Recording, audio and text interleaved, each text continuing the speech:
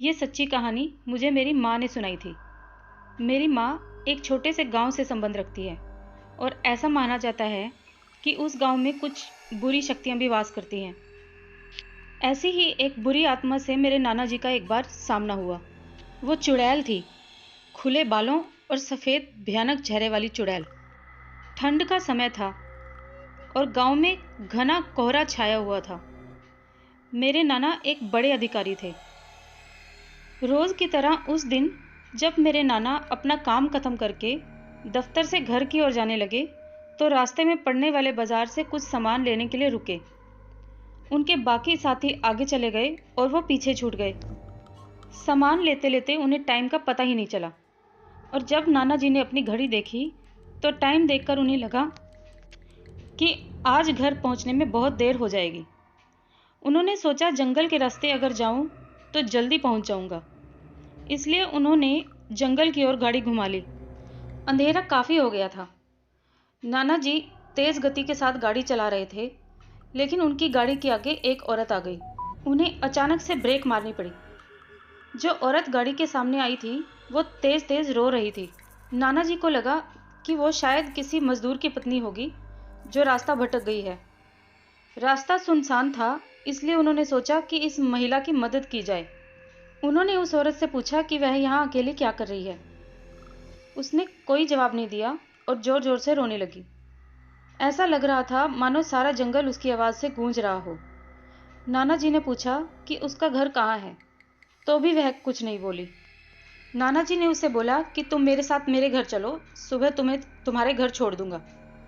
वह नाना जी के साथ चलने के लिए तैयार हो गई और गाड़ी के पीछे वाली सीट पर जाकर बैठ गई। रीति रिवाज के कारण उसने अपने सिर पर घूंघट डाल रखा था, जिसकी वजह से उसका चेहरा बिल्कुल नहीं दिख रहा था। घर पर सब नाना जी का इंतजार कर रहे थे। जैसे ही गाड़ी की आवाज़ आई, सब भागकर इकट्ठा हो गए। जब उस महिला के बारे में घर में पूछा गया तो नाना जी ने सारी बात बताई। नाना जी ने कहा आज खाना यही बना देगी, लेकिन मेरी माँ को उस महिला पर शक हो गया था। उन्हें लगा कि शायद यह कोई चोर है जो घर का सारा सामान लेकर भाग जाएगी। माँ ने उसे रसोई में जाकर खाना बनाने को कहा। वह बिना कोई जवाब दिए वहां से चली गई। रसोई में सारा सामान रखवा कर मेरी माँ ने उसे कहा कि सब भूखे हैं, इसलिए जल्दी खाना बना दे। उसे रसोई में भेज तो दिया, लेकिन माँ का मन अभी भी शांत नहीं हुआ था। 10 मिनट के बाद जब माँ रसोई में पहुंची तो देखा अभी वह थैले से मछलियां बाहर निकाल रही थी। यह देखकर माँ को बहुत गुस्सा आ गया। उन्होंने उसे बोला कि अभी तक तुमने खाना बनाना शुरू भी नहीं किया, कब खाना बनेगा और कब हम खाएंगे। उस महिला का चेहरा अभी भी ढका हुआ था, इसलिए किसी ने भी उसका चेहरा अभी तक नहीं देखा था। मेरी माँ उसका चेहरा देखने की बहुत कोशिश करती रही, लेकिन उन्हें उसकी एक झलक भी दिखाई नहीं दी। माँ ने कहा कोई ज़रूरत हो तो बुला लेना, फिर भी वह कुछ नहीं बोली। उन्हें लगा कि शायद अनजान लोगों से डर रही होगी। माँ रसोई से चली गई, लेकिन जब 15 मिनट के बाद वह फिर से वापस आई तो रसोई का दृश्य देखकर माँ बहुत ज़्यादा डर गई। उनके पैर जैसे जम गए हों। उनके गले से आवाज़ नहीं निकल रही थी। उन्होंने देखा कि वो औरत रसोई की स्लेव पर बैठकर कच्ची मछलियाँ खा रही है। सारी रसोई में हड्डियाँ और मांस के टुकड़े बिखरे पड़े हैं। उसके सिर का घूंघट भी उतरा हुआ था। उसका चेहरा बेहद खौफनाक था।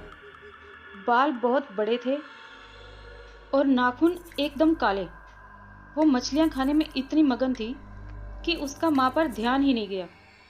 माँ भी चिल्लाई नहीं कि कहीं वो और ज़्यादा खतरनाक ना हो जाए।